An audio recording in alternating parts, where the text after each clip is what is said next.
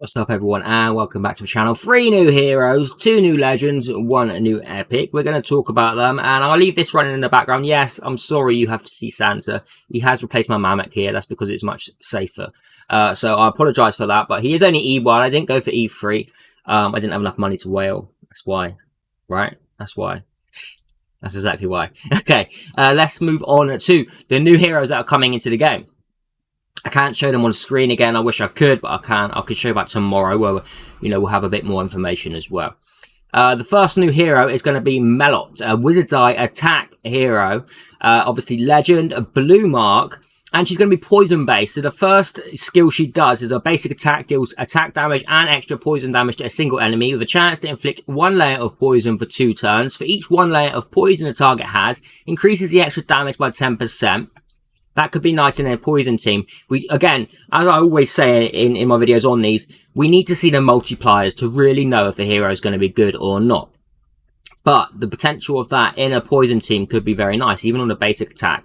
Her first active skill, Crystal Mark, deals attack damage to a single enemy with a chance to inflict 1 layer of poison for 2 turns. Afterwards, any ally with no less than 2 layers of poison enhancement pursues and attacks the same target after casting Crystal Mark. For each 1 ally that successfully pursues and attacks, reduces the cooldown of Crystal Mark by 1 turn. The cooldown of this skill cannot be increased or reduced by other effects. That's actually very nice. That's actually very nice. No longer can Inner or Ben Alston, stop her from using that.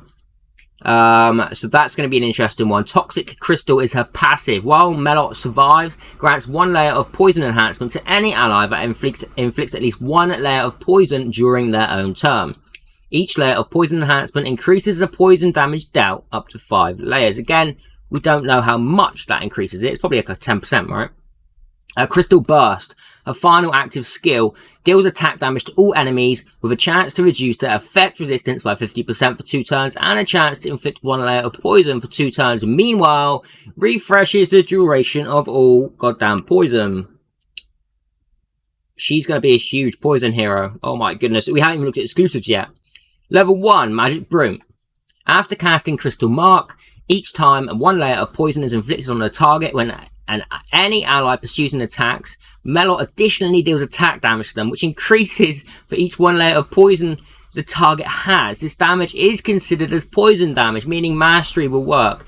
Level 2, at the start of each wave, grants all allies 1 layer of poison enhancement. When Melot has 3 layers of poison enhancement, grants self 1 layer of crystal protection, which reduces self all damage received up to 1 layer.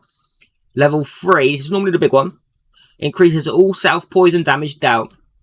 Meanwhile, Crystal Burst deals extra poison damage for each 1 layer of poison the targets have, respectively, increases the extra damage. I'm telling you now, I can see her being very, very good. I can see her being very, very good, very strong. A very, very good poison hero. Not only is she refreshing, she's also dealing a ton of damage, and she's also having allies attack with her. She's going to be nutty without seeing the multipliers, I'm pretty sure. Veronica is the next legend hero. Forester's attack hero. Again, blue mark. First, basic attack. It deals 2 stages of attack damage each to a single enemy with a chance to inflict 1 layer of poison for 2 turns. Okay, we need to see multipliers. First active skill, Poisonous Spear combo, deals 3 stages of attack damage each to a single enemy with a chance to inflict 1 layer of poison for 2 turns. Now, is that going to be on each stage of attack? That's going to be interesting, or is it only going to be on that one, final one? Okay, passive, Poisonous Long Spear. For each 1 layer of poison inflicted by self, grants self 1 layer of venom. New skill. Meanwhile, when self has layers of venom, consumes them all and enters explosive venom status immediately for 3 turns, during which Veronica increases self-effect to it and the poison damage dealt, and will not be inflicted with poison. Is she going to be a counter to the poison teams? Her final active skill, Poisonous Spear Phantom, deals 2 stages of attack damage and poison damage each to a single enemy. Again, they're liking to pair this poison damage in with attack damage now, same as they did with Alicia with Bleed, and it does a lot of damage because it's based off of mastery, like Nidrold.